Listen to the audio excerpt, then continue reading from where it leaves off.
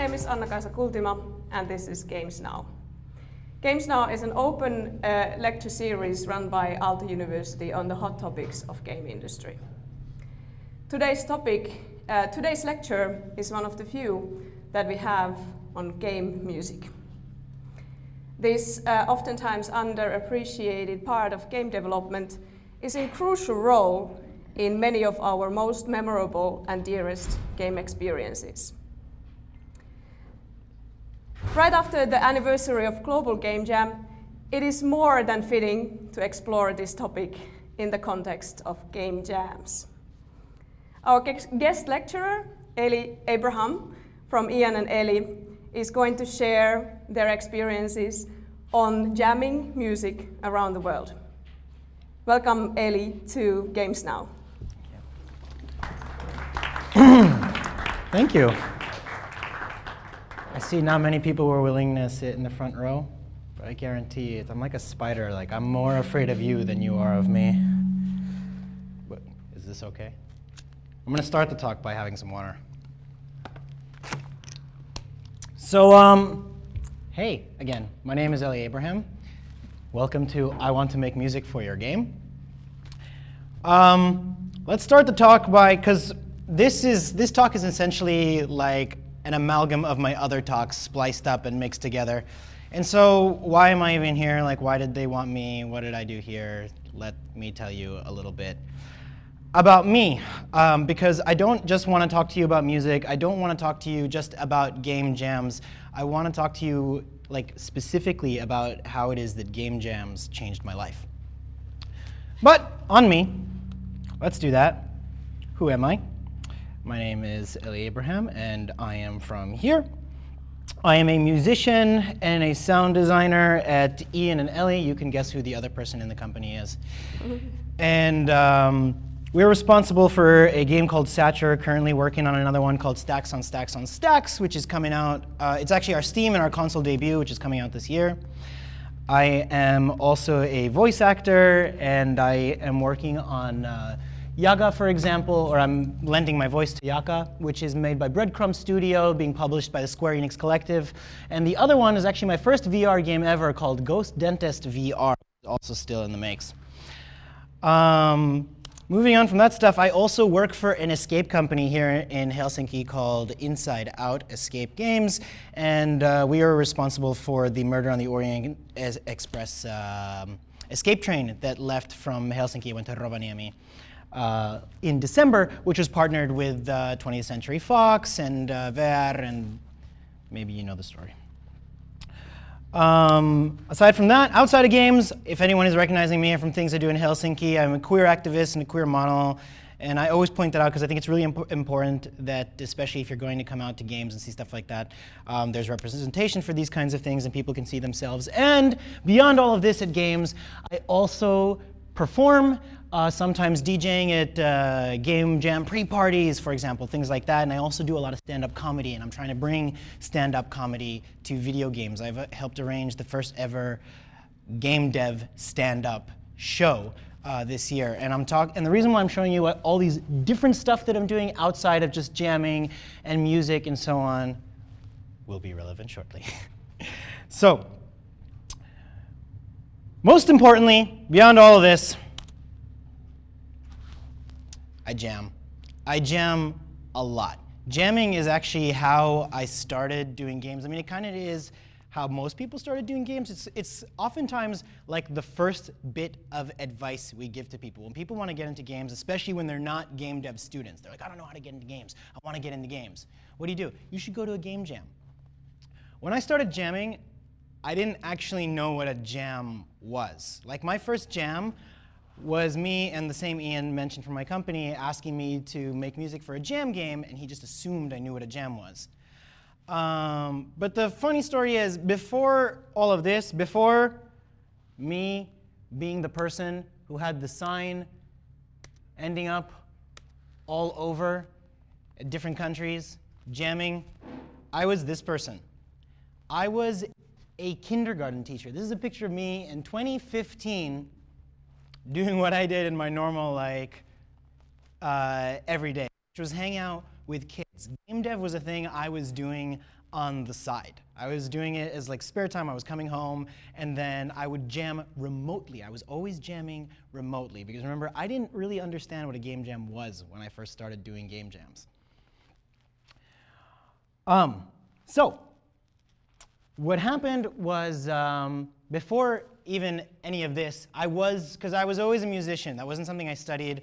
It was just something I did on my spare time. And I was doing music for media, mostly student projects when I myself was a student, and a couple of legitimate gigs came out of that.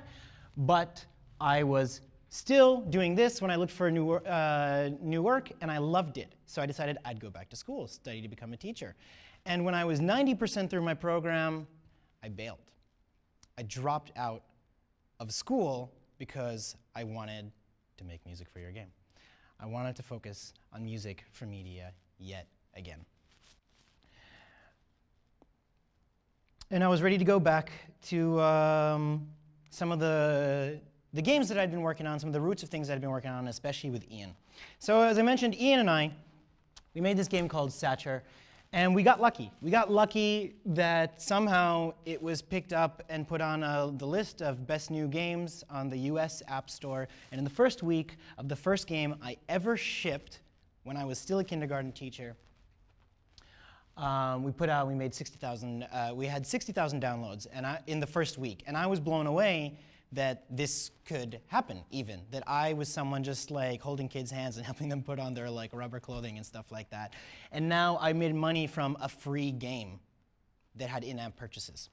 And again, like my relationship with Ian kind of started with jams. We were just friends of friends who knew each other through the internet, and he would message me, be like, hey, I'm working on this jam game. Can you make some music? And I'd be like, oh, is it cool if I do it like next Wednesday? And he's like, well, it's due on Sunday. And I didn't get it. I was like, why? What is a jam game, and why is it due on Sunday? So please understand, like that's where I was at. I was a kindergarten teacher who was just like, what does a game dev? How do you game dev? I just had this dream as someone who grew up playing games that I could do it. And oftentimes, again, I'll say it again, oftentimes what we tell people when they want to get in games is game jams. Go to a game jam, learn how the process goes, et cetera, et cetera.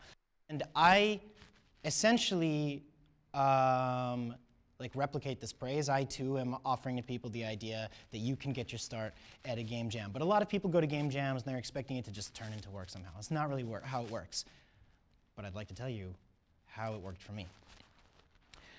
So working with the same person that I made this game with,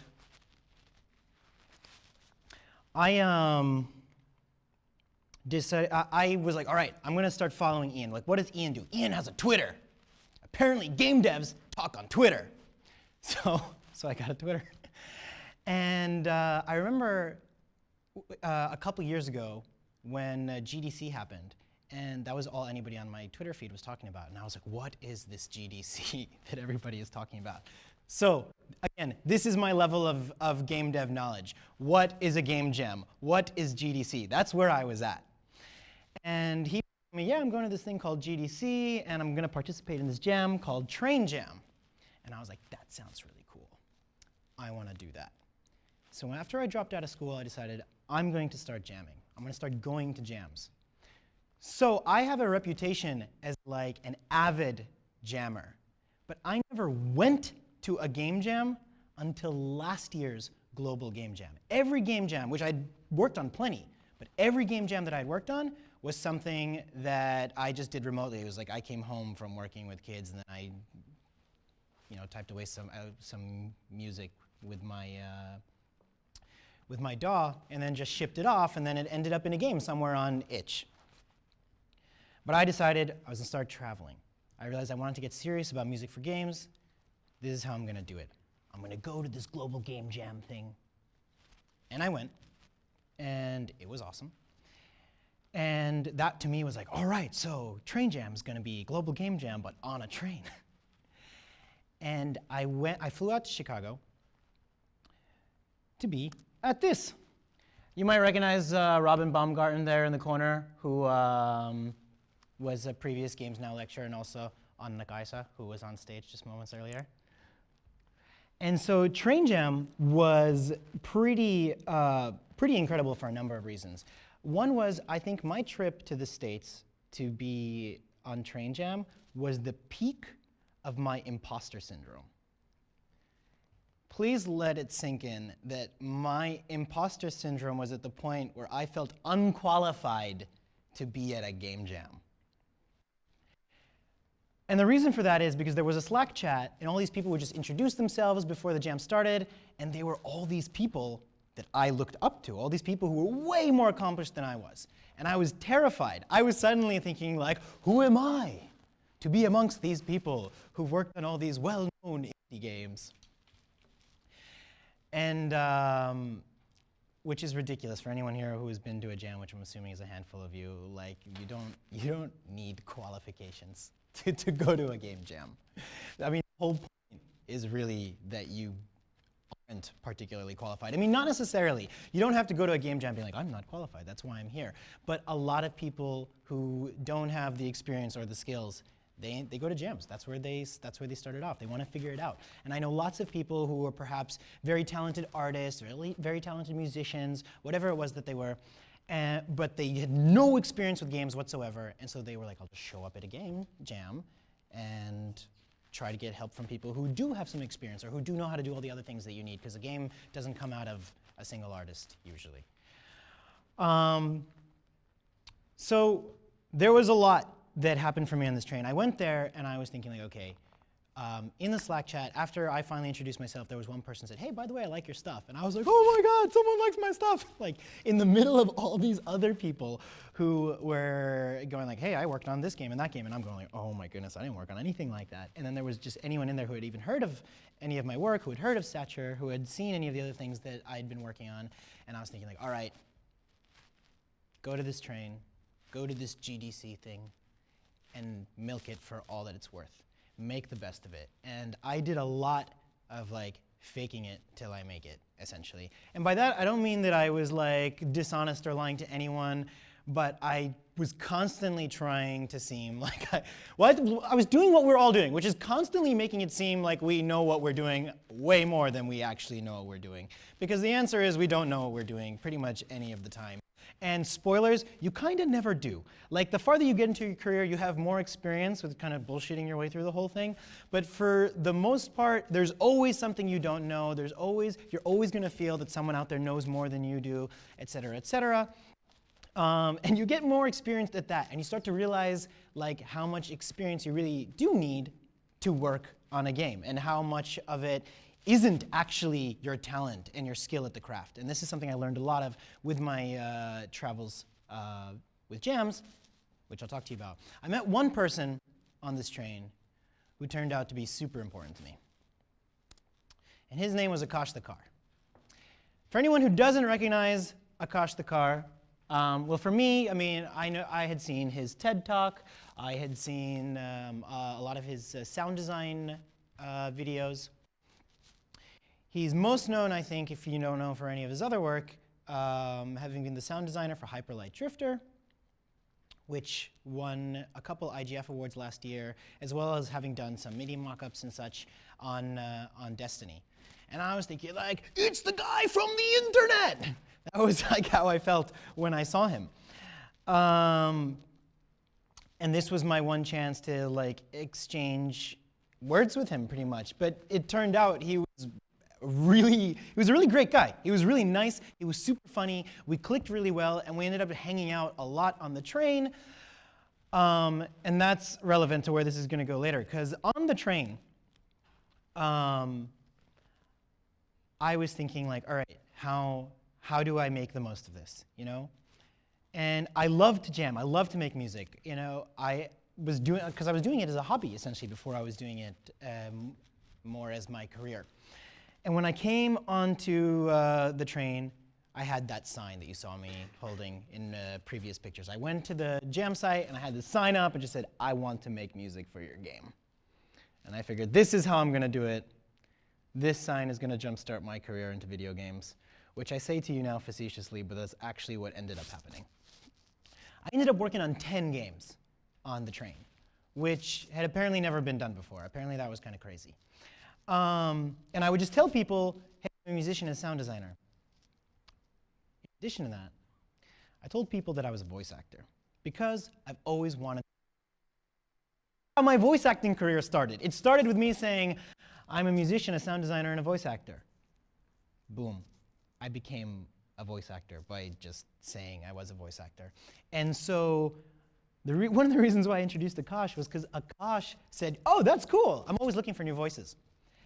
And he ended up getting in touch with me and asking me if I wanted to voice monsters on Yaga, the game I mentioned earlier, being developed by Breadcrumbs, being published by Square Enix Collective.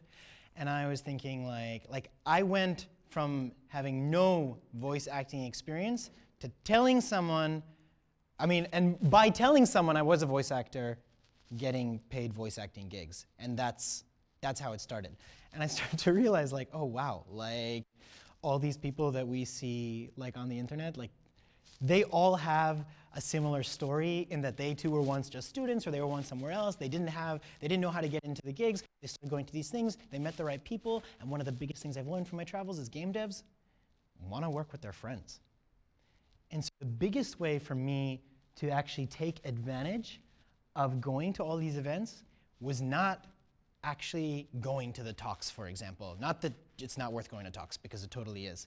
But the way I took advantage of it was just going there and being as available to other people as possible. Whether it was at a jam because I wanted to jam with them, or it was just because I wanted to hang out or whatever. And those people would start inviting you to other things.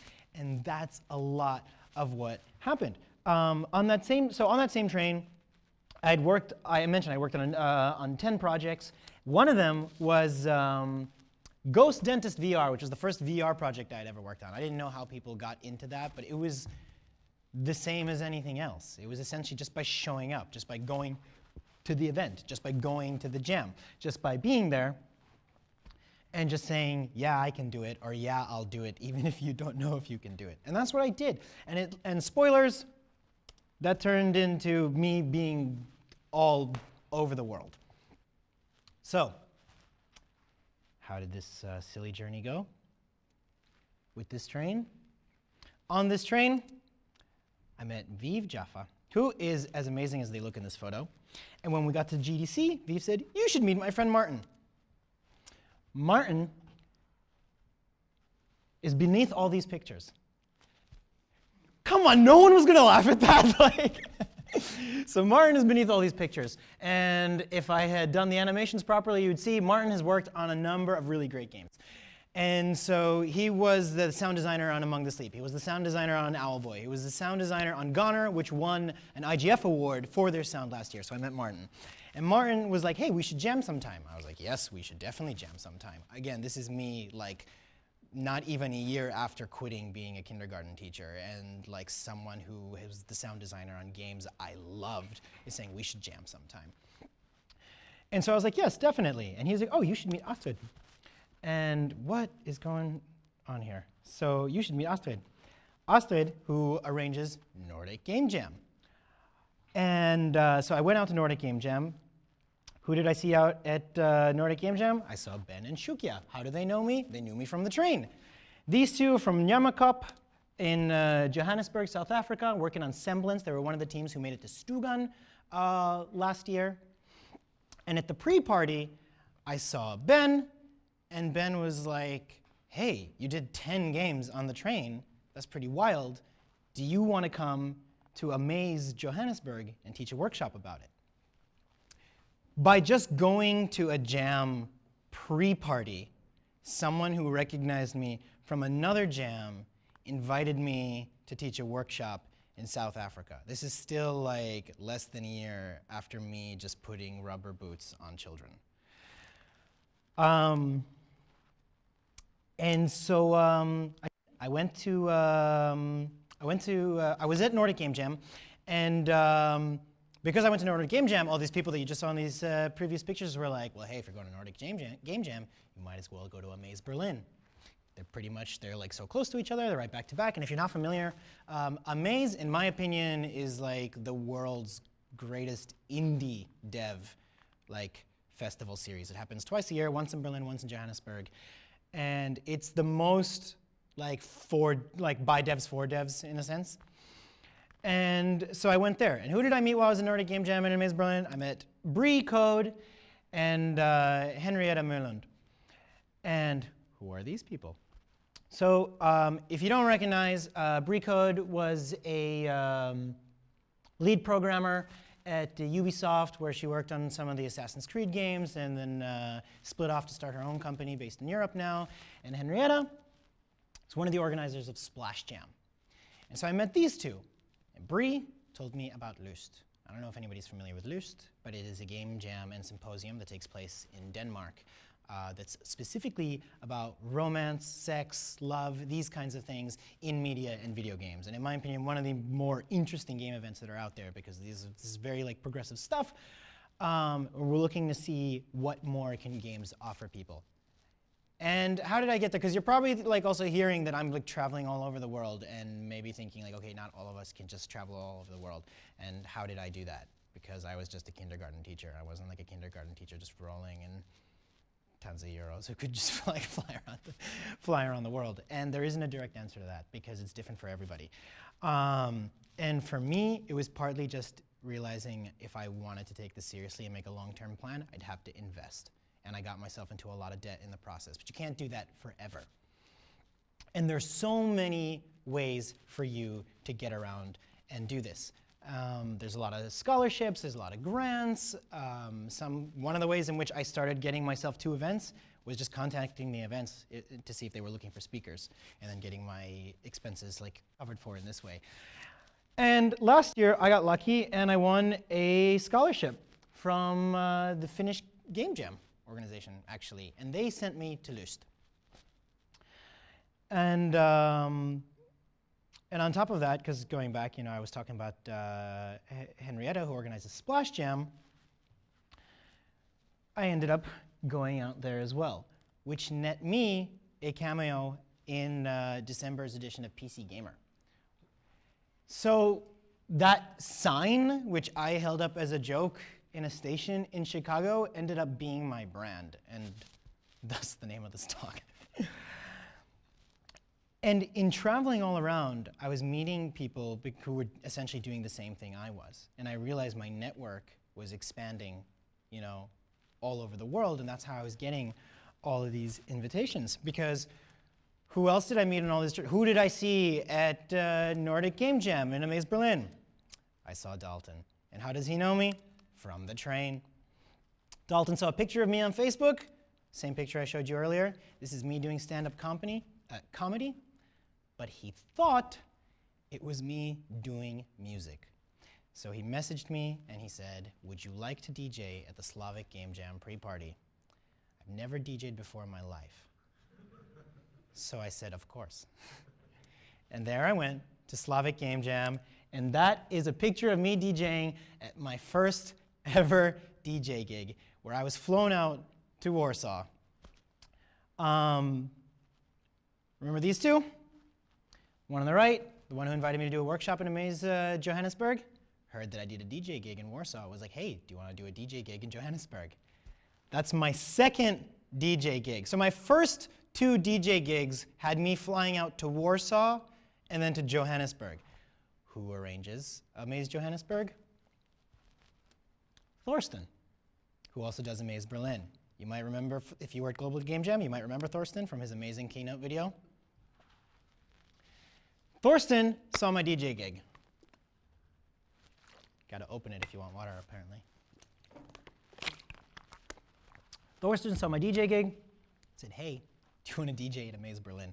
Now, the reason why I'm telling you all of this was because game jams turned into being way more than I had bargained for. It turned into being way more than yeah, go to a game jam, get some game experience. Go there, see how games are made, Because oftentimes when I tell people who want to get involved in games and I recommend going to game jams, I'm always telling them oh, well, you're such a talented artist. I realize you don't have any experience with games. You don't know how it works. Why don't you go to a jam? It costs you a weekend of being there, meeting other people, making your first connections, really, and getting some experience with how game jams can benefit you and how how people, even experienced people, use game jams to explore their ideas, and so on and so forth. But for me, one jam turned into 10 jams, 10 jams turned into 10 games per jam. And in 2017, I made nearly 50 game jams. And I started to have this reputation as this person who would go to all these game jams around the world and would work on most of the games, essentially. And so I decided, I'm going to roll with this reputation that I've been investing in the entire year. How can I make this bigger? How can I do this better? And I wanted to, again, break the world record for number of games made at a game jam, which I did last week at Global Game Jam. I live streamed myself for the first time ever. I'd never live streamed myself making music before. I live streamed myself for Global Game Jam making music for 17 different teams, which I then submitted to the Guinness World Records, and we'll find out in a couple months if I get to officially have that title. And in that time, most of the people tuning in to watch, people who follow me on Twitter or who know me in these communities, but really were a lot of the people I met around the world, the same people who'd been asking me to come to their events. Naturally, it wouldn't have been me if I didn't have the sign, so I promoted it with this picture, which was then retweeted by the president of Global Game Jam. So on Twitter was floating around this picture of my underwear saying, I want to make music for your game. And now I'm standing in front of you talking about it. And so now that I've done all of this, now that I've been going around the world and I'm still doing it, and I'm still traveling around the world at different events and preaching about jams, preaching about like my experience in games, preaching the ideas of how I think we should be progressing games, how I think we should be getting into games, how I think we should encourage people to see what games are, because I think the biggest issues we have in games is actually that the public still doesn't know what games are. I don't know if all of you feel that, but a lot of game dev is us talking to each other. And the public still doesn't know what games are. I cannot count how many times I have shown a game to someone and they've just said to me, I didn't know that games like this even existed. They don't realize that game development exists as a hobby, that people go to game jams for fun. People make games for kicks.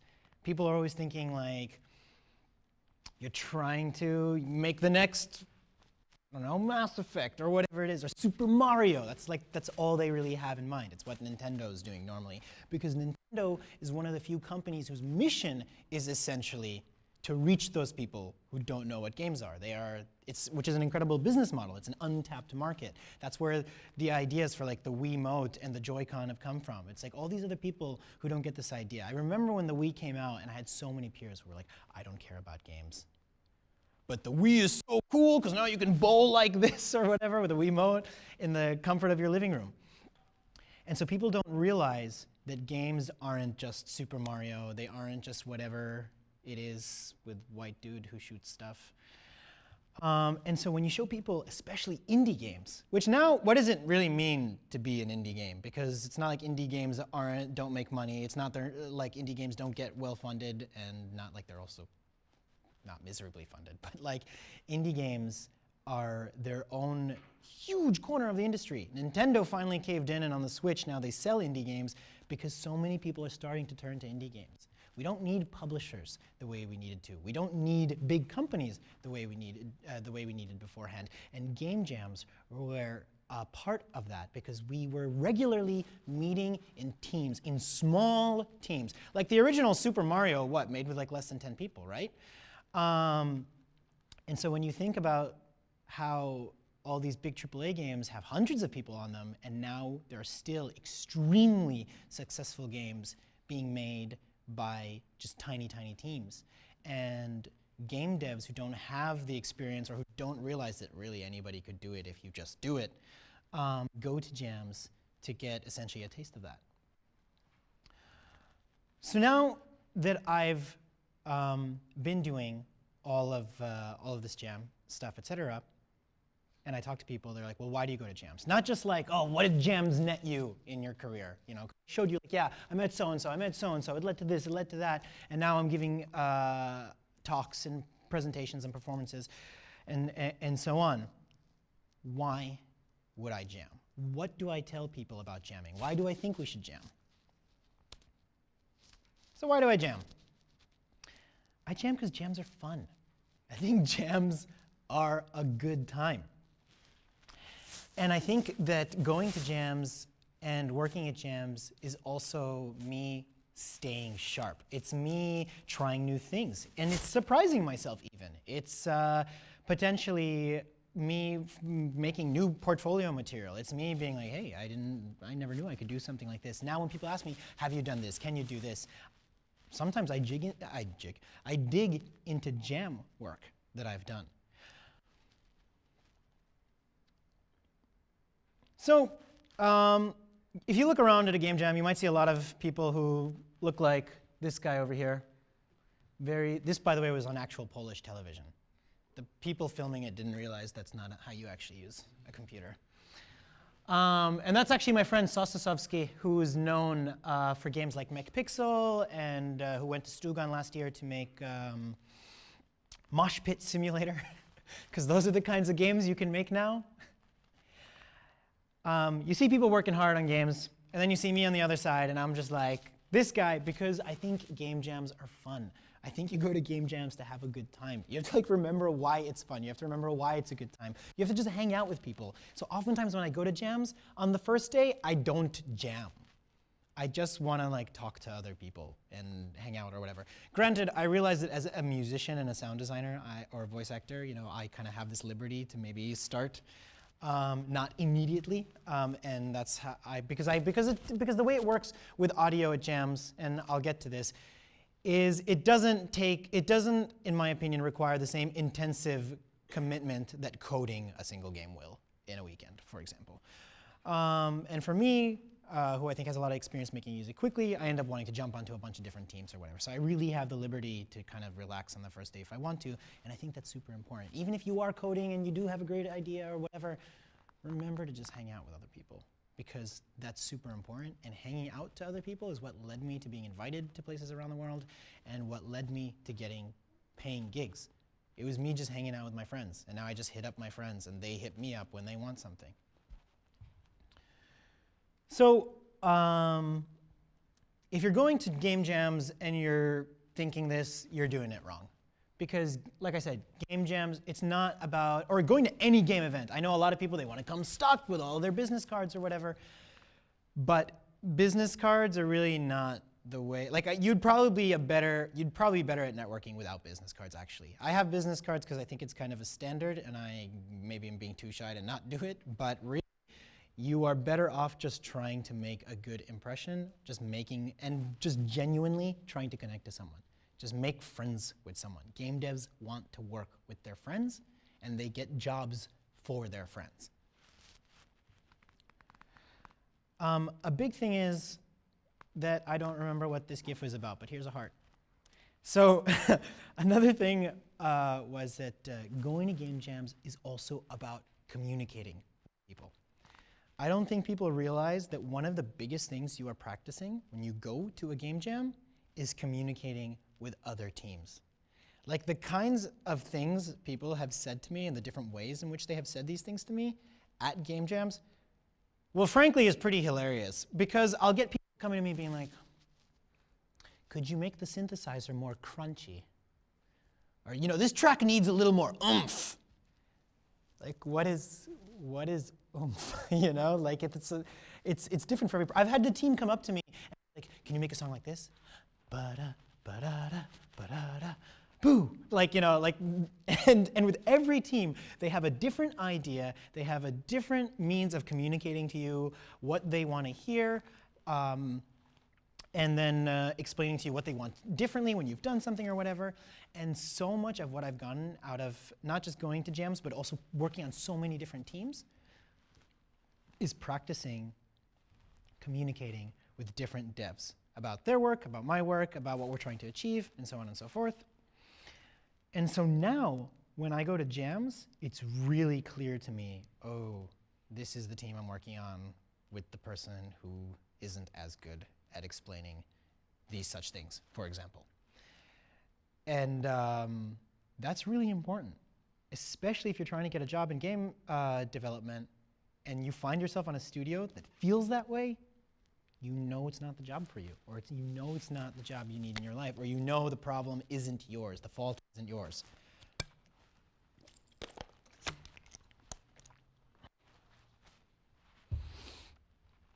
So, this is how I level up as a game dev, essentially. That's how I get experience doing it. I just keep going.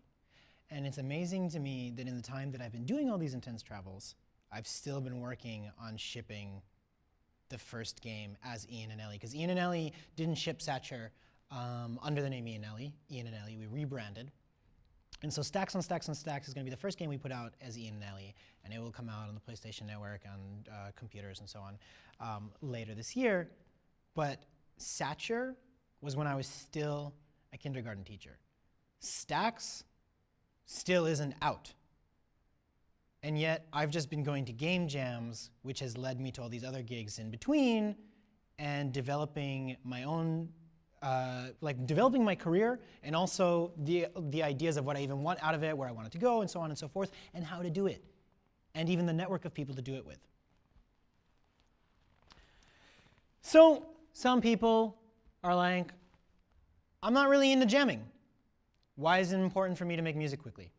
And I realized that jamming isn't necessarily for everyone. And I know successful game devs who've put out some, I don't know if anyone knows Ojiro, who often goes under the alias Moppin. That's his Twitter handle. He put out Downwell, which was a really successful indie game for mobile and for computers, and now works at Nintendo. And I remember him telling me, like, he's just not a jammer. This is causes him a lot of anxiety and like pressure to just make something quick as opposed to something good, and so on and so forth. And I get that. Some people just don't like jamming.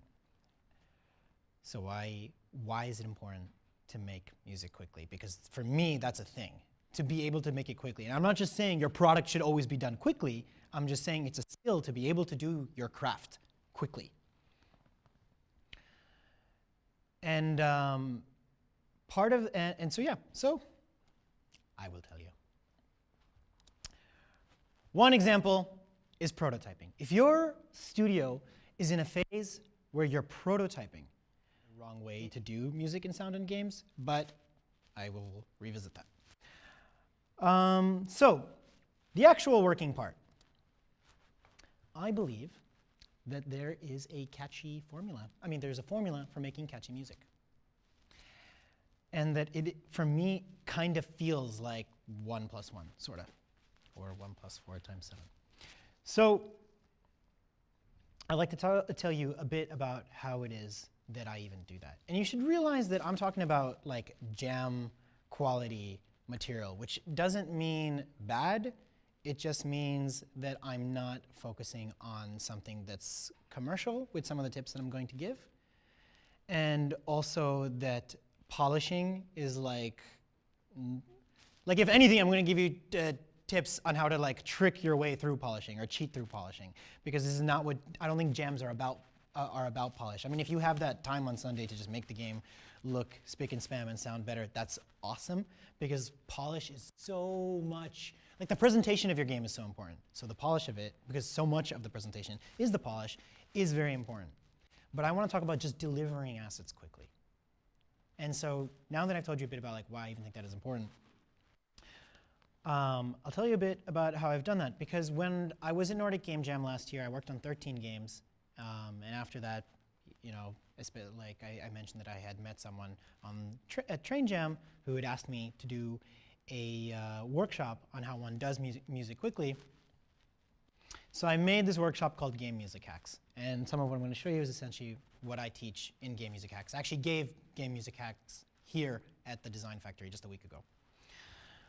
So it's difficult to like, because I think that it's easy to just hear music all the time and just turn it on and off. And you can't necessarily always teach that to someone, like to just hear a new song instantaneously. But there are definitely patterns.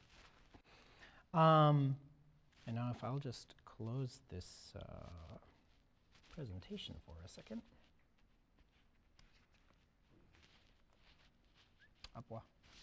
Is my mouse there? Oh, that's a nightmare. How does a computer? Ah, it's on the screen. Cool. So, I tell people all the time when you're making music is to come up with their own strategies for something. And that's not the tip, because it's not a tip to be like, yeah, come up with stuff that works. But to come up with strategies or like cheats for what you want to do in music, and then just use them with no shame over and over again. Because a lot of people, what they'll do is they'll try something in a song and then they don't want to try it again in another song because they're like, no, it sounds just like that other thing I did. And I would say the exact opposite, especially because a lot of those songs are not going to go anywhere. And an example I gave of this was about how I was on this kick, essentially, where oftentimes in my music, jam game or not, I would put like a repeating, high-pitched, almost siren-like sound. And I'd like to show you some songs in which I did this thing, which hopefully is this one.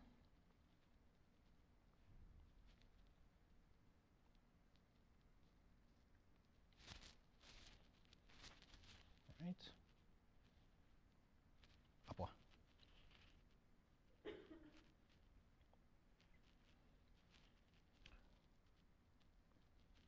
These dual screens are killing me.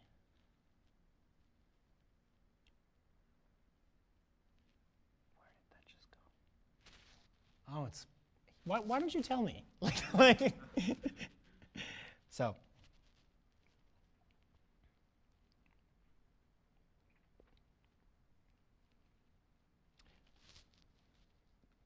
I'm not hearing anything. Is that on you people who control the music? Because it's plugged in. My sound is on. Anybody? This aux cable? It should be fine. Should I try unplugging the visuals?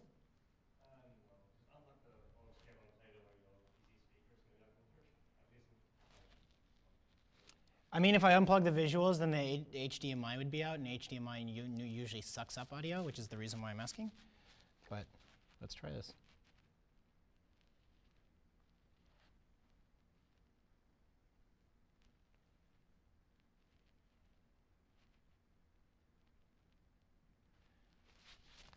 I am feeling, sir, that it is this cable.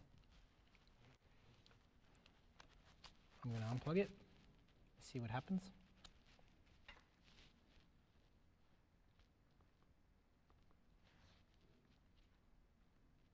Thank you, everyone, for your patience.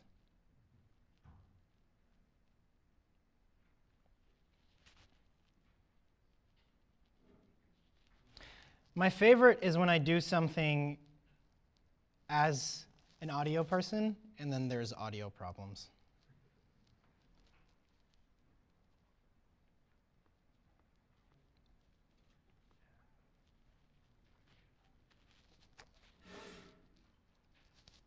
But did that come from you or from me? It's working on my laptop. Yeah? Now something happened? Let's try this. Yeah?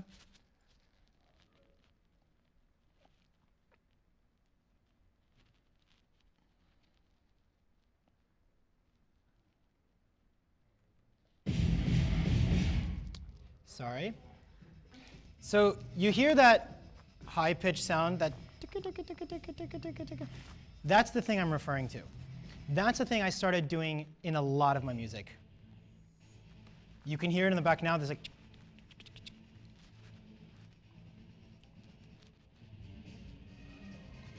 the same sound you just heard in a different song. This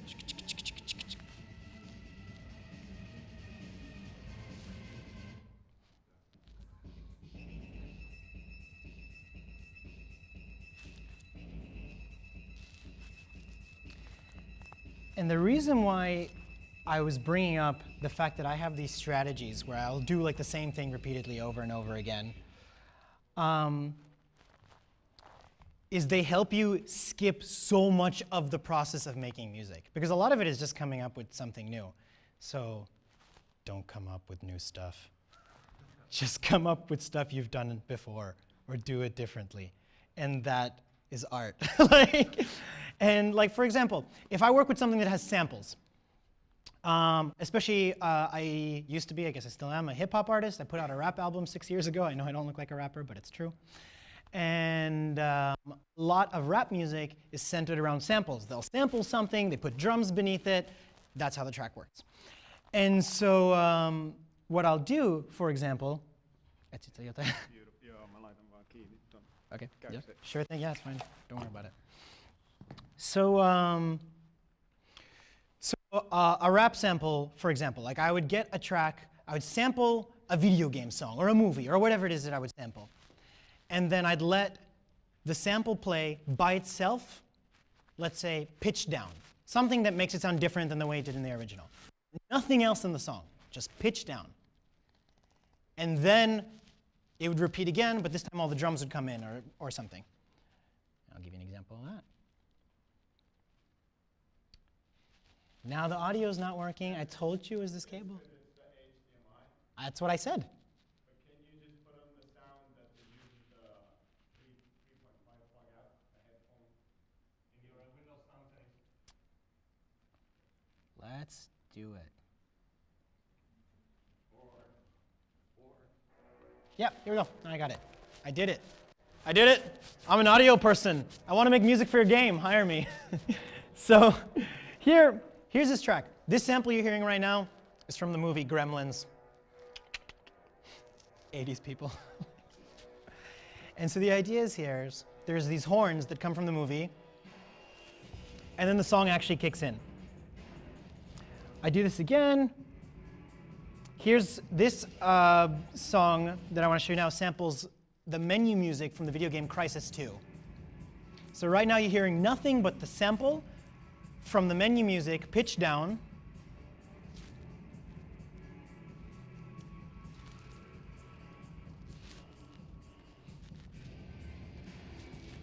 And then it repeats, and it sounds higher. So tell me if you're hearing this right now.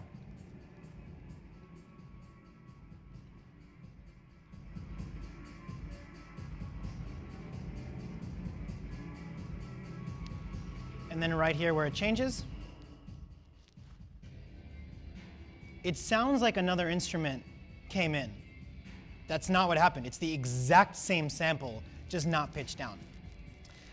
And the reason why I point that out is because I was starting to make this, do this thing where it was this trend where I would just take a sample, pitch it down, let it play once, then let it play normally, but with drums. Suddenly, every time I wanted to make a track, I didn't even need to make a new song. I just had to replace the sample. So it was like making a song in 5 seconds. You know, you just open up the project and take out the Gremlins track and put in the Crysis track, and that was it. And obviously you can do that if you're jamming or whatever. You can't do that if you're releasing a commercial thing.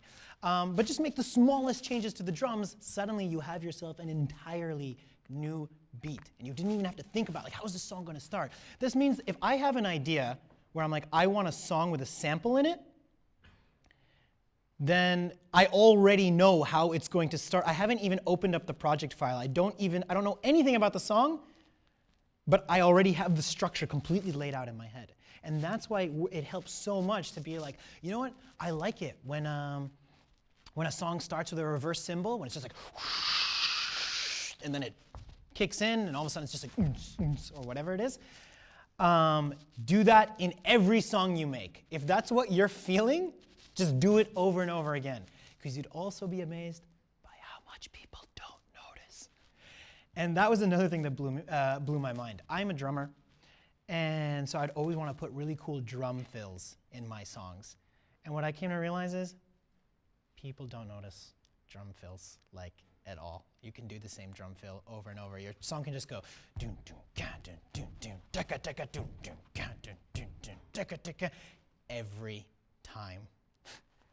Well, I'm sure someone would catch on, but but my point is that it's not like these aren't things that stick out to people, especially when you're jamming. Like when you're making a jam game and you want to make music, people are like, they just want the atmosphere to be there. It doesn't matter what the drums sound like. But these are the kinds of things musicians will get caught up on. And they will be like, oh, this exact one thing has to be exactly like this, or I should change this up so this is some variation over here.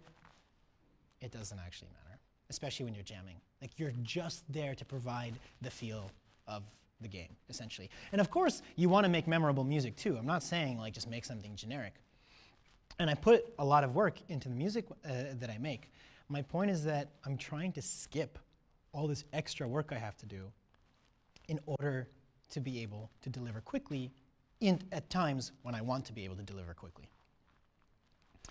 Another thing is, for example, when you make music using a computer, because when I jam, I almost never use real instruments. In fact, this past Global Game Jam was the first time where I jammed and I used a guitar. That's normally just saved for like bigger projects or whatever else. But jamming, especially because I've been going all over the world, just want to bring my laptop. I don't even want to bring my MIDI keyboard, nothing. Just want to bring my laptop. And the software that you use for anyone who's not a musician, it's a DAW, a DAW, digital audio workstation, and there's tons of those. I use FL Studio a lot, unless I'm using real instruments. Then I use a program called Reaper. When I perform live, I'd prefer to use Ableton. A lot of people use Ableton Live when they want to perform, or they use it to make their music for games. There are other popular softwares such as Reason, and some of the most basic ones that might even just come with your computer if you have an Apple would be like GarageBand, for example. And within these programs, they all come with sounds, but the greatest quality sounds are usually third-party sounds that you purchase or download, and then you put them into your DAW. And so some of that job is just finding quality sounding instruments or whatever, because you can hear like a really fake sounding guitar versus an actual one, obviously. And so if you're trying to synthesize an instrument, you want one that sounds really convincing. And so it felt that part of what was holding me back was just knowing what's the software people use. And so we find VSTs, video sound technology. Those are the things that you open up in your DAW, and they allow you to create music using synthesized instruments and so on and so forth. And I found that oftentimes they would come with drum kits. And a drum kit is such that it'll show you like a set of piano keys, so especially if you're using your piano, you're like a MIDI keyboard or a drum pad or something, you know this button is for the kick drum, this is for the snare, this is for the cymbal, and so you can just literally just go doom, k, doom, k, doom, k. But sometimes they also have buttons that if you press one, it'll just play an entire beat. So you just hold the button down, it's like, and people are just thinking like, oh wow, Elie is so talented. And I'm there like, and so when I jam, I realize, why are they there? Like, what are they made for? For you to use them. And I realize it's fine if you do, especially, again, if you're jamming, you're not putting out a commercial product, you're just trying to quickly make something that suits the game that you're working on or whatever. So I just press the button, and then a drum beat will come out. And what I normally don't like to do that exclusively, so what I'll end up doing is stealing something like that and then adding to it or changing it around or something like that. And this just like saves you a lot of time that you'd spend otherwise composing. Also, I mentioned like stealing from your own music, especially if you have like strategies that you want to use over and over and over. Sometimes I still like riffs. And I'll show you an example. On Splash Jam, I made this song.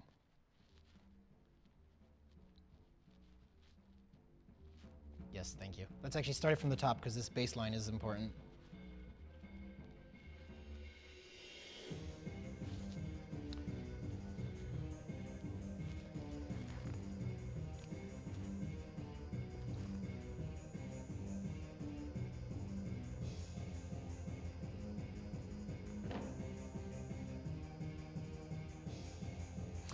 But most importantly, it's just this bass line at the beginning.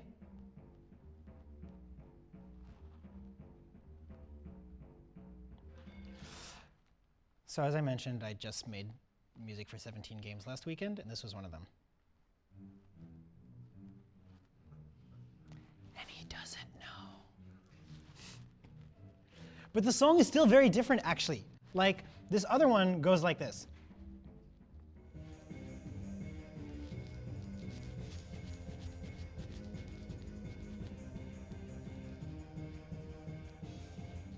And then there's this one. God, I keep wondering where my mouse is, and you see me just spinning it all around there, and none of you are saying anything.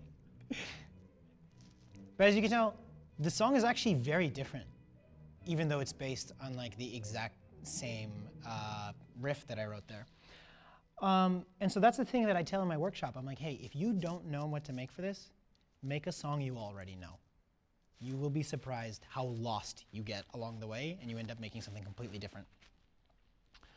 So then I was talking as well about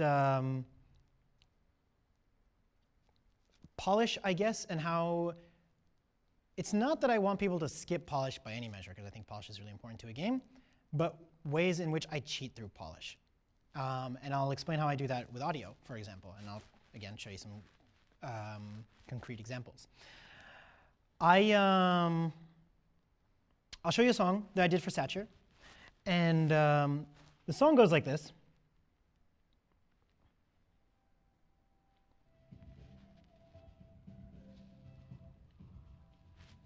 Can you make it a little louder? Yeah, thank you. And I want you to pay attention to this synth rhythm here. This.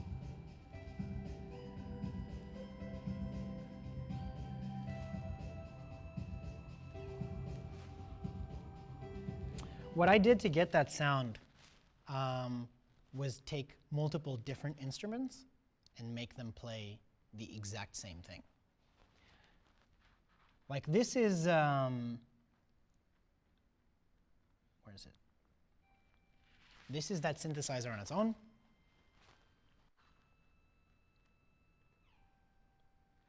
But if you get multiple instruments playing the exact same thing, it sounds so much more full. And that creates the sound of the song.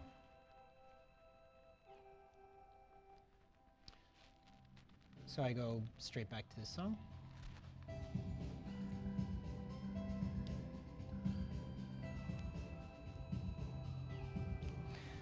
So people are telling me like how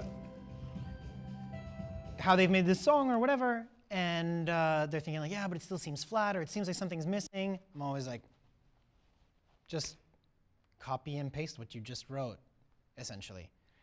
Duplicate the instrument, change the settings, make it play the exact same thing. You don't have to write another part. You don't have to add another section. Nothing, none of that. And you can get a song that sounds so much more quality. So all of this is me, like I said, I'm pulling out of my workshop Game Music Hacks. This is me showing some of the tips and tricks on how it is that I end up making. Like people hear like 17 games in one game jam, and I think it's like just a number, you know, where they just like can't even really imagine how someone does that. And the videos, like I live streamed the whole thing, and they're also all available on my Twitch. Like still, if anybody wants to go see them. So you can find me on Twitter at Elie Abraham 64, and that's also my Twitch handle, Elie Abraham 64. And you see me doing the thing that I'm showing you right now. And I step in there and I do these same, like I said, I do these same tricks. I steal from my previous songs. I make sure to like just use these like shortcuts essentially through getting through music. I'm not like advocating doing a worse job or just like being really fast at it. It's essentially doing the exact same thing and just like finding the right ways. It's like speed running music essentially. A thing I wanted to make sure to get to, I didn't make a slide for it, so I'm just going to pull out my phone.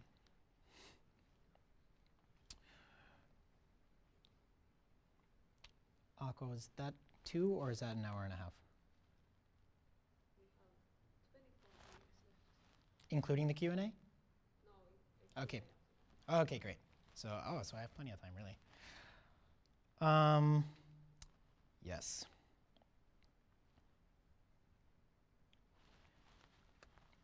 So, first of all, kind of like summarizing a lot of like what I already went through. Like the thing that I really want to pass on to people, it isn't even necessarily just about game jams. I mean, clearly I went on this whole game jam journey. But I think it's important that people just realize. A lot of people, I mean, in the beginning of my story, I mentioned like, oh, Train Jam was the peak of my imposter syndrome. And I think that's really what's holding us back. There's another talk I do called Everyone vs. Themselves, which is titled by something my friend Kim Belair said to me. Kim used to work at Ubisoft as well, actually. And she was a writer on For Honor. And she was telling me that she doesn't feel like a game dev. And I was thinking, like, this is someone who works for a AAA, as a writer for a AAA company. And I realized that we really hold ourselves back almost more than anything else. And yeah, there's a million ways in which you can get a leg up, in which you can be more privileged than someone else, in whatever way it is. But at the end of the day, we're holding ourselves back more than everyone else. And so it really is kind of like everyone versus themselves. Because I was at a point where I thought, I shouldn't be at this game jam. And then I just went. And then I just did me. And I just jammed. And it turned into this big snowball that it rolled into my career. And so I'm not even saying like, so you gotta go to game jams, but you can. It's a great option. I love game jams, clearly. And when you're there, you'll see me with a button that says, I wanna make music for your game, because I do. But get yourself out there to just go to the events. And then the real hard part is to make friends. And I realize it's not easy for everyone to put themselves out there. But it's to go there and be comfortable, which again is like the challenge in just like being yourself. Because simply showing up and saying yes is what got me to the point that I am. I just kept saying yes to things, even things I had never done before. Can you DJ? I can now. Now that you've asked me, I can. And so I went all over. And it really did feel all over, because I started here in Helsinki with Global Game Jam. Then in February, I was at Train Jam. March, I guess I came back from GDC. April, Nordic Game Jam. There was Slavic Game Jam. There was Lust. There was Splash Jam. There was Exile, which is a jam. It's like a really low-key, several-day-long jam where you bring a project you've already started, actually. It takes place in Denmark. I was in Australia just 2 weeks ago for a game jam as well. I was there as a speaker. So, like, if you had asked me a year ago where I thought I'd be, or if I'd be like, it would have blown my mind to know that I'd be on the stage just talking to people about what my experience of the past year was. But it was mostly going to game jams. Going to tons of events, but a lot of them were game jams. And realizing that a lot of people were recognizing me. It's funny how I feel like people who have worked with me, they like to say like, yeah, Elie did this song for this game we worked on, and they're happy with the stuff that I make them. But a lot of other people, like the people who haven't worked with me, they're just like, Elie holds a sign. Elie works on a lot. Elie says a big number every time I see them. You know, like I just show up. How many games this time? 10. And I'm holding the sign. And that's what it was.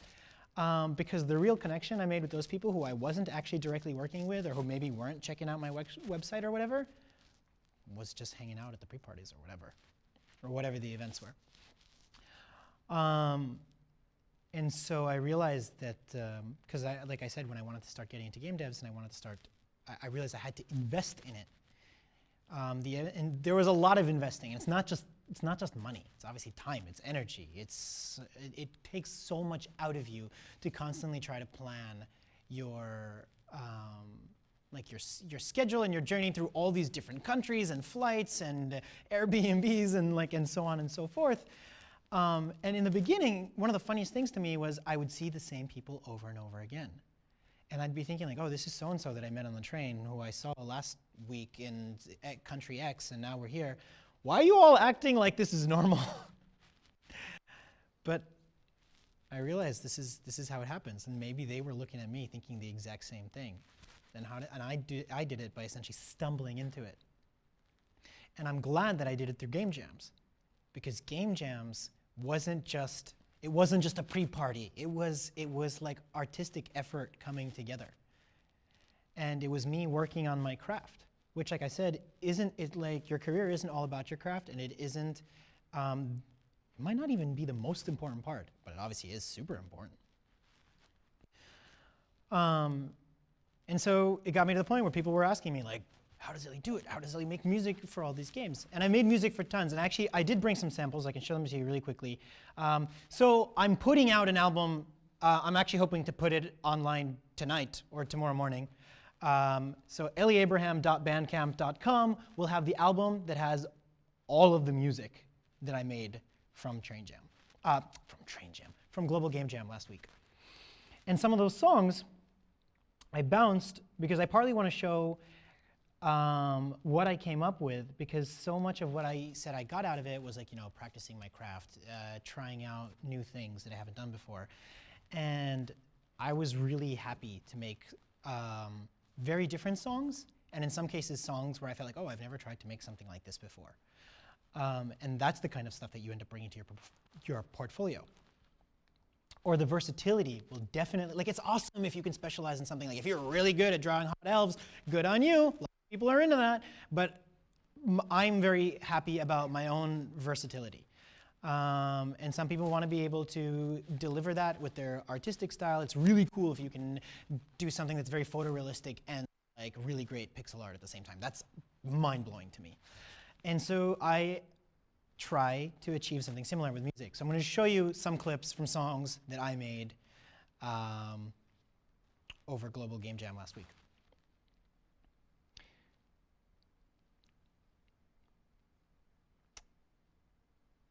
This was the last one. It was the first one I did with an actual instrument ever at a game jam. It's a metal song.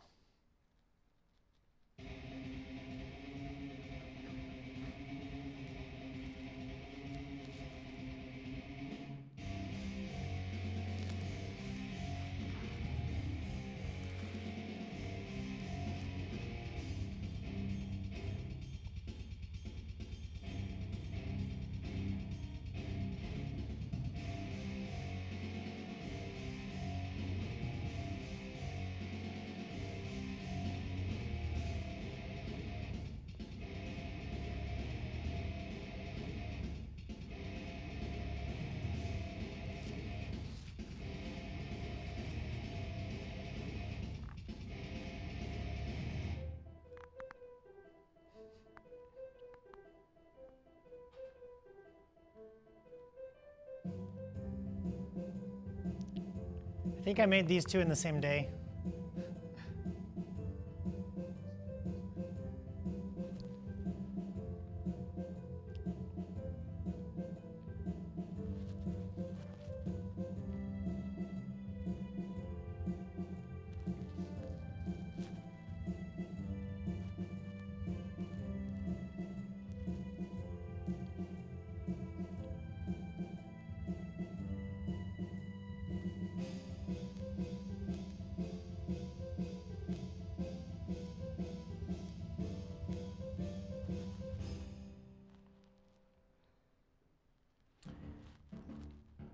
This was for an 80s VR hacking game.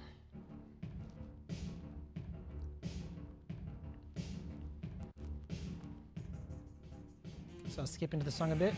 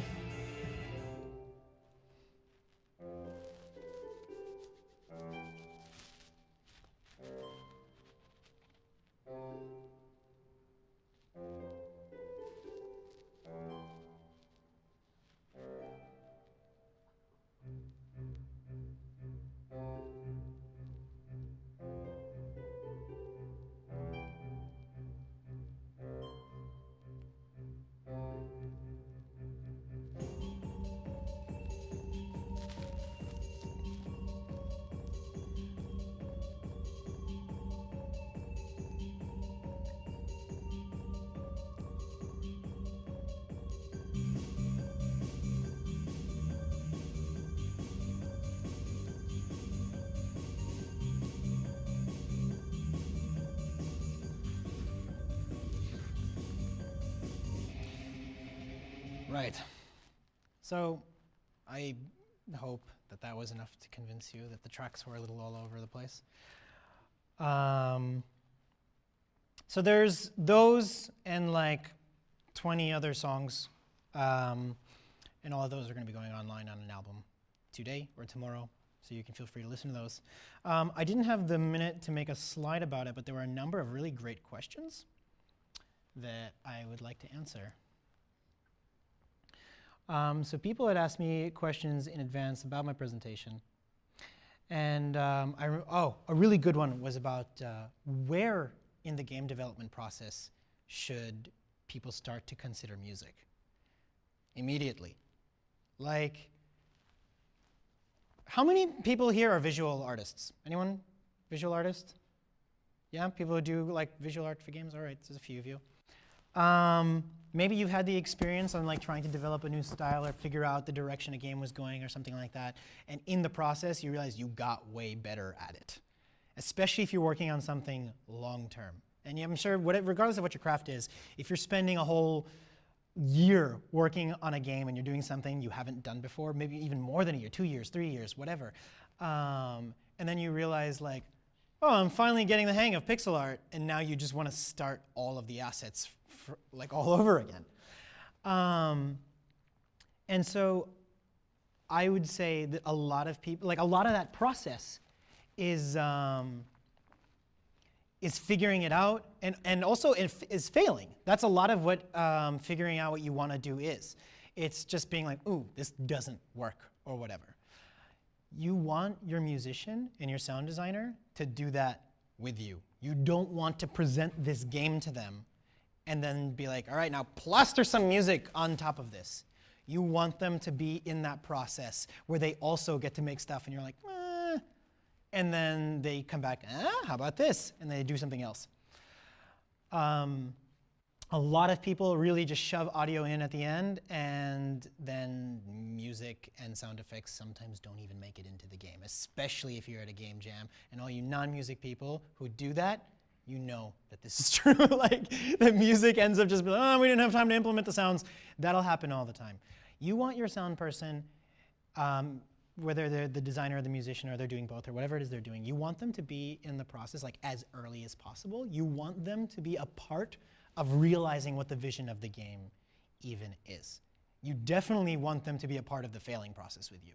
You don't want to get their first tries when the game is like in the polishing phase or whatever. And I think that's a mistake a lot of people make. But you should consider that person a part of the team and bring them in as early in the process as you can conceive possible, which is one reason why I think it's fun to go to jams, where I know they don't even have the idea yet, and I'm already a part of the team. Unless they do, or whatever.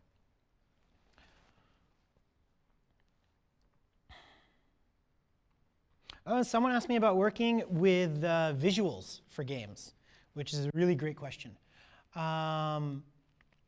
Because personally, I believe that the audio and the visuals of a game, they need to be married. So I tell people all the time that I can make whatever I want, but then you're really going to have to trust me.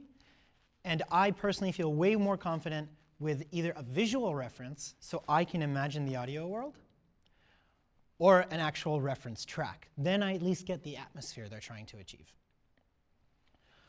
And this is, I'm not going to say that it usually is or isn't like this, but you'll find frequently enough that you might get sent into projects and they don't have anything showable, or they do, but they don't think it's showable, so they won't show it. And then you'll have to do a little bit of digging on your own, and they're kind of leaning on your own expertise. In which case, put it on yourself to say, can you at least send me a reference track? Can you, or put the pressure on them to deliver some visuals that might help you. Because I personally always want to see visuals so I can, because if the two don't match, it will just seem like the game was Frankenstein together. Plus, I think I've made the mistake of not following references, as in like, I got some references, and I was like, but wouldn't it be cool if it was something like this? And then I made a song that I realized was really good, and I sent it off. And this was also like my biggest like game gig at the time. It was the first time I was getting a job as big as that one, working for as a freelancer for a studio. And I was super excited about it, especially because of who I was working with. And I made this song, and I was like, this is a killer song. And I sent it to him, and he was like, this is a killer song. It doesn't fit the soundtrack. And we just junked it. That's what happened. So like, you have to, if they send you references, like, let that guide you. And so references help me a lot nail what I think the people I'm working with are actually looking for. Otherwise, you're just going off of them being like, this synth should be more crunchy, and whatever else. And make a song that sounds like ba-doo, ba-doo, ba-doo, and whatever else they're going to tell you. Someone asked, what's bad sound design like? And what kind of things do you have to watch out for when you're designing sounds? This is actually a really great question, and I think something that I have bumped into myself in my own work, because there are some games that I think have very distinct sound styles. Like if you think of games like Summerost or Machinarium, they have like a very distinct audio world. Or I mentioned Martin's game Goner, which he won the IGF award for. That game's audio sounds alive. It's incredible how the music and the audio are so beautifully matched together, and the whole, like every time you do something, it feels like everything you touch or whatever. It's like super exciting how the audio world is like that, even if you're not into like platformers, which is what Goner is. But sometimes when you're trying to get a sound, you make sounds that are like jarring even. But then you get something and you're like, yeah, you even end up being out of it because something really weird and came out of it. But in-game, and you're gonna have to end up killing your darlings, and that happens a lot. I also tell people, like when you're implementing music, when you're implementing sound design, always listen to the audio in the game first. Because sometimes you listen to the sound or you listen to the song and you're like, I don't know. But in the game, you realize it's actually perfect. The exact opposite also happens. They'll hear a song, this is dope. They'll hear some sound effects, be like, this is perfect. They'll put it in the game, doesn't fly at all. Maybe it's even distracting or something like that. So even more so, I'd say a bad sound is one that doesn't tell you what it's supposed to tell you. Because sound design should always be telling you something. It should be very intentional. The sound should always be like if you're clicking OK or cancel or whatever, and there's a sound effect, it should give the feeling of like, ding, this is good, or not happening. And so another thing I do in games, I do usually some small writing gigs or localizing, especially if games are being written in English by non-native English speakers. There's a game coming out tomorrow on the Switch called Dandara. It's a Metroidvania game about this dark-skinned, afro-haired woman who like defends like creative freedom. It's the coolest thing. And I got to play the game, and I remember the currency in the game is salt. And every time, there was a sound effect that would happen every time you would collect the currency. And I remember thinking, what is that sound? Like, even though it happened at the same time, every time, I was like, am I doing something that's making that sound? Because the sound to me didn't read at all like I was like collecting something, especially something that was like, had like monetary value in the game or whatever. Like, so every time it happened, I was like, is there an enemy on the screen I don't see? Am I casting a spell and I don't realize which button is doing it, you know? To me, that's bad sound design. And it was one of the first things I told their sound designer, and he changed it, and it sounds so much better now. So good sounds, they don't have to be like particularly creative and interesting. I mean, of course you want that. But sometimes you need to kill your darling, because what's most important is that they tell the thing they're supposed to tell. And sometimes I play games and realize not everything needs a sound to tell something. Sometimes I play games and I swear you're moving the mouse around. It's like, and it's just exhausting. You haven't even started playing the game yet. You're just navigating the menu and everything makes a crazy sound. That's also bad sound design. And one of my favorite games, or a game I played a lot of back in the day, called Awesomenauts, which is like a 2D MOBA. I remember they had an update where I was like, what happened to the menu? Because it feels like an audio adventure now. And it was overwhelming, even though the audio in the game is normally really good. But sometimes it's totally possible for there to be too much. Someone asked me, what is my favorite music-based game? So by music-based, that's the first thing I thought of. I was like, well, there's lots of games with really amazing music. One of my favorite game musicians is Darren Korb, who works for Supergiants. So that means he made the soundtrack for Bastion, for Transistor, for Pyre. And those games have really incredible soundtracks, especially Bastion. Really love the soundtrack. But I don't feel like Bastion, even though I feel like the music plays a big role in it, because I think the music plays a big role in setting the tone and atmosphere of any game, I don't think that Bastion is like a music-based game, as important as the music is to the game. But then you have your Guitar Heroes or whatever. So if you want to think about games like rhythm games or something, games that really are married to the music in a way where you can't play it if the music is off or you're doing it wrong, essentially. Thumper. Has anybody played Thumper? I like the cameraman has his hand up. None of you have played Thumper? What? Okay, Thumper is easily one of my favorite married to music type games. Thumper, if a rhythm game could be a horror game, Thumper. I was amazed how much this game could shock you or oppress you with its sound. When it's a rhythm game, you play a space beetle on a rail that just goes forward, and that's the game.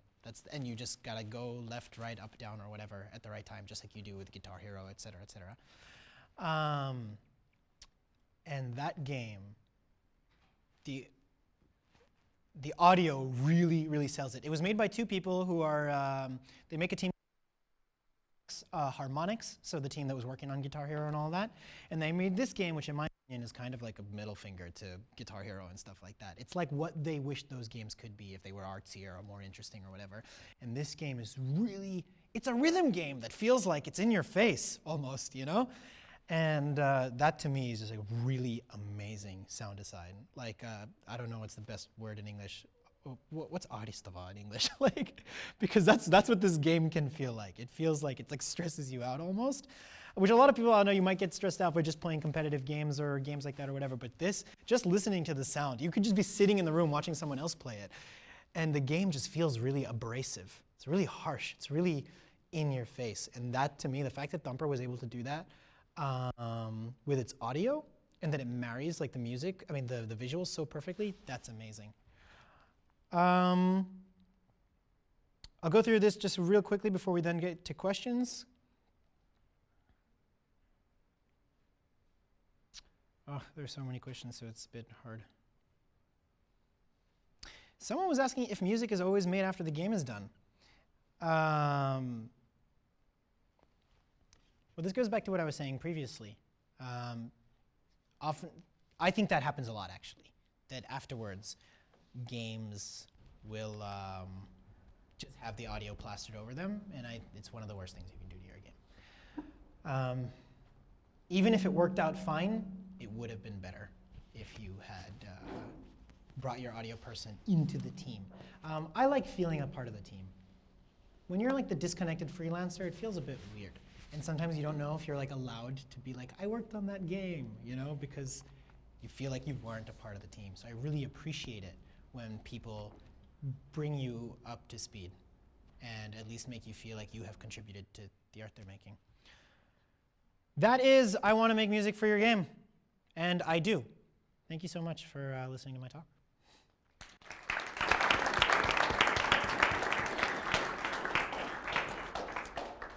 Thank you, Elie, for an amazing journey with your imposter syndrome. So it's time for questions. So can we have the mics here? Wait for the mic. Raise your hand if you have a question. Please also have a question. Yeah. We do have 2 questions from the stream. Oh, fantastic. So Hanna from the stream was asking, is atmosphere most important thing in game music? You kind of already answered a little bit of this.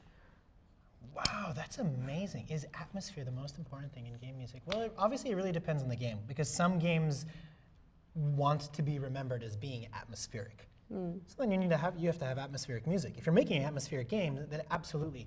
But in some cases, I think the role of the music can be different depending on what you're trying to achieve. Some games don't even have much music. If you think about a successful game, let's think about a successful indie game that doesn't have much music. Or a successful non-indie game. Okay, Half-Life, the original Half-Life. I don't know if there's any music in that game. Or Limbo, which has been out now for like, what, 8 years or something? Both of those games, very music light, essentially. It's not, the atmosphere didn't necessarily need the music. And consequently, it's funny that the question is like, is atmosphere the most important thing in music? Because I'm like, well, sometimes the atmosphere is not in the music at all, actually. But the music always has the power to change that. Yeah, it's like the first Alien movie where you're kind of scared to death because there's no sounds. Yeah, pretty much. So, but that's also part of the sound design and Oh, audio. absolutely. Silence is a part of sound design. So also Hanna is wondering what sort of feedback or descriptions are most useful for you when kind of working together, making music in the team. That is such a great question. I was talking about how when I go to game jams, I am communicating with a lot of people, and that's one of the things that I'm practicing. I am practicing communicating with people. And so when people actually ask, hey, what's a better way to communicate this to you? I'm like, oh, wow, they're dedicated to doing that better like I am. That's super, super helpful. I find a lot of teams don't do that, and you should debrief on like how you communicate it through an idea. So the feedback that helps me, first of all, none of this like, oh, it should be more crunchy, it should be more oomph, it should be less sound. I'm sure that you still get that. I want people, if they're gonna say something like that, they should describe to me what they mean by that. How do you describe crunchy? I mean, it's almost super difficult for anybody who doesn't do sounds. Yeah, absolutely. For Global Game Jam, I was working on this one game, and someone was like, all right, the scene takes place in a cave. Think organic, think drums, think fire. And then I made a game that had a track that had like bongos and stuff, and they're like, nah. And I realized ultimately that they were themselves still coming up with the vision for the game, and I had to do a little of like working on my end and be like, does this fit what you're looking for? And they said yes. So at that point I was like, all right. So I realized myself like, okay, the description they gave me is actually not the description of the thing they're trying to get out of the audio. How do we become better in kind of as non-sound or music people describing these kind of ideas or the visions? Right, so if you're not particularly good at describing what you mean by a synth being crunchy or whatever, then again, show some more visuals, show some reference tracks, show a game that did it something similar, and then be open to the idea that what you're about to get back isn't going to be that exact same thing. Because I've heard stories of people being like, well, Capcom put out this game where they did this, so do that, and then they get something back and they're like, well, the Capcom thing was more, well, you're not making that same game, you know? So also be open to change. For me, in my own projects, I've had times where it was like, we were so far into the project, and I went through the whole experience of realizing, okay, I'm better at this, and I'm actually tired of this sound, and realize this could be better, and I want to change something that's already been in the game for over a year or two. Any questions from the audience? Just raise your hand. There. Can we get the mic into the middle? Or we get the throwing mic? Talk into the circle. Yeah. You just turned into a cult. I'm holding the conch! Hi, thank you very much for a great talk. I was wondering about, because you said you're a drummer and you do have like music background, which I guess it is kind of essential to know something about music. But like, how essential do you think like knowledge about music theory and such is compared to just doing it and learning by doing and Oh, I'm such. so And I mean, like, excited to answer this question. yeah. You don't need to know none of that. I'm a drummer, I'm a guitarist, I'm a pianist, I play a number of instruments. I taught myself all those instruments except drums. I took lessons. But I remember when I was in university, I found some university level like beginners piano and beginners guitar. Even though I already played these instruments, I wanted to start from the bottom because I was so bad at music theory and I wanted to learn. I even took a music theory course when I was like 18 or something like that. I still suck at it. I'm so slow and so bad at reading music. For the life of me, I cannot do it, and it's always just what I hear. I don't think you need to know any of that. So sometimes people tell me they want to get into music for games or something like that. They're like, I downloaded this program, and I played piano for this many years. And I'm like, I don't care. Like, it actually, you don't need to know anything about any instrument. If you just play around, you can get there. That's what I think. And a lot of people are also really obsessed with having all the right software and stuff like that. Just find whatever suits you.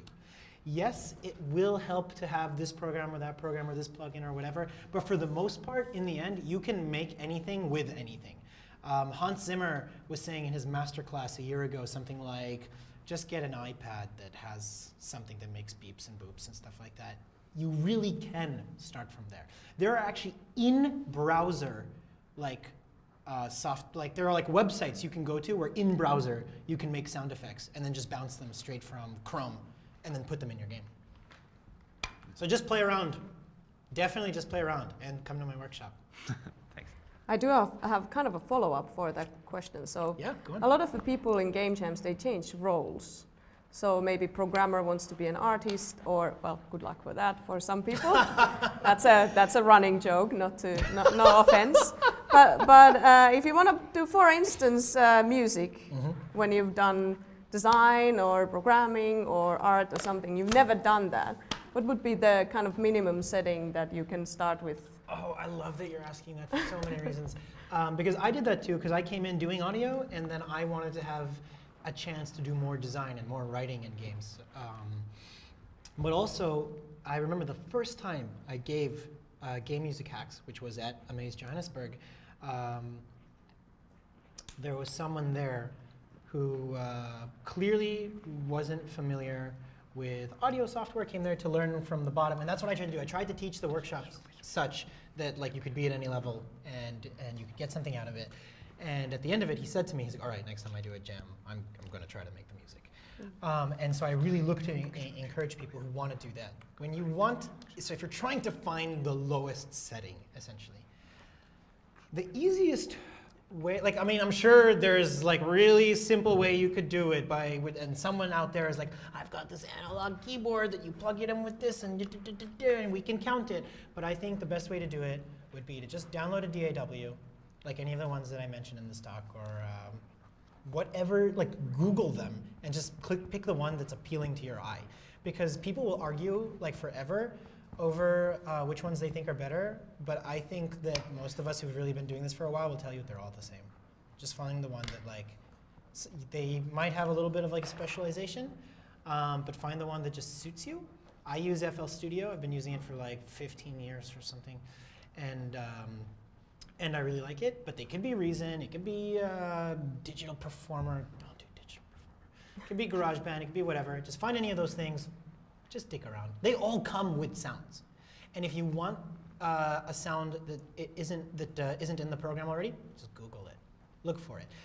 That's another thing. There is so much freeware. There's so much good freeware. You don't, because in the beginning I used to feel like, oh, if we don't pirate all this stuff, there's no way to get in. But there's actually a lot of freeware that's available for people who like don't know what they're doing. They just want to find some sounds. They don't want to have to like invest a lot of money into it. And then just play around. Just before you actually go to the jam, play around. Oh, okay, this is how you get the drums to work. I click here and it does a thing. Play around a little bit, and then go to the jam. They'll announce the theme. Your team will start to come up with a game. Then think of a game like that, and then just try to copy the song in that game, or whatever it inspires you to do, and you'll be surprised by how different your own song ends up being. So basically no excuses for not starting in the next jam. Yeah. There was another question from the audience. Cheers. I was wondering, how do you go about starting sound designing? Because music is easy to make. Something just plays in your head and then you just write notes about it. But how do you go about starting sound designing? That is another really good question. So I was doing music before I was doing sound design. I was doing sound design before I was doing voice acting and so on and so forth. And I think one of the biggest pushes for me to actually start sound design was I saw, I think maybe it was a blog post that Ben Prunty, the musician and sound designer for FTL and some other good games, put up, where he just talked about like the stuff he used to make sound and music. And this is one of those things, again, this is a moment where I'm like, imposter syndrome might get you. I don't know how to start, I don't know how to do it. Well, you can really kind of do it any way you want. And so I looked to someone else for direction. And Ben Prunty had listed, like, these are the microphones I use. These are the programs I use, for example. And I was like, all right, I'll do that. So now I have a hand microphone. You don't need one, but in fact, I think it's fun when you can do there's two ways to do sound design. One is to actually go hunting for sounds, and that's the thing a lot of sound designers do, and we love it. And another is to synthesize them, obviously. So it depends on the sound, and it's going to take some trial and error as well. Sometimes, as funny as it is, I'll end up stealing a sound from a song I was working on. Like, I'm like, oh, this sound that I put in this song, what if instead of doing this whole melody, it just went dong, and then that indicated that this thing happened, or whatever. So sometimes I'll go back to the music for direction. Goner did that a lot. There's a keyboard called the OP1, and I know Martin, who did the sound, used it a lot in making the sound design, and that Joar, who did the music, used it so that they felt fluid and they went together. So if you want to make a sound, what's the thing that needs a sound? Falling. Falling. If you want to make a sound, you immediately have to think, well, first of all, there's so many ways a falling sound could sound. First of all, if it's going to be cartoony, it's going to be like, or whatever. Then you might just record yourself whistling, and then you tweak it a little bit on the computer. You stretch it out to make it longer or shorter or whatever. Done. That's the sound. Maybe you're making some kind of cyberpunk game, and you'd want there to be more like a or whatever. It depends on so obviously it depends on the game, but then you have to think, what does falling sound like?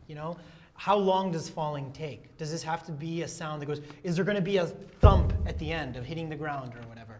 So you start to take those things into consideration. If you're doing something for an animation, oftentimes what you'll do is you'll ask for a video or a GIF or whatever, and then you'll line that up in your DAW so you can make sure that it's like, because you have to make sure your sound lines up as well. Those things are going to guide you as you start to decide how this thing should even sound. Like, yeah, if it's coming out of the ground, of course it's going to go. If it's opening, suddenly you're going to hear all the knobs turning and stuff like that. And then you're thinking, oh, are there knobs in this thing even? What does a knob sound like? Or do I just want there to be some like, or whatever? What is a healing sound? What is a damage-taking sound? I recommend people always, if they're feeling stuck, if they want direction and they're feeling stuck, look to someone who's done it before. Look to a game that's done it before and let that guide you. If you're feeling stuck, that will save you. I think that's a great tip for game design in general, well, yeah, and totally. Other parts of the game art. Absolutely. Think about a time where a game did it and you didn't like it, and then avoid that. Think about a time a game did it and you did like it, try to accomplish that same thing. I think we have time for one more question, if we have anybody.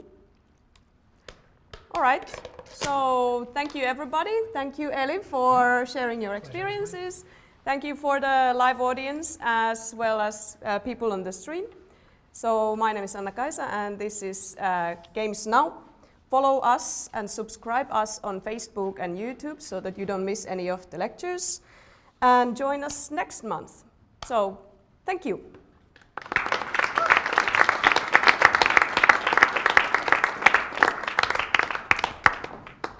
And I think we have coffee served at the back, so feel free to stay and chat here for a while. I am here.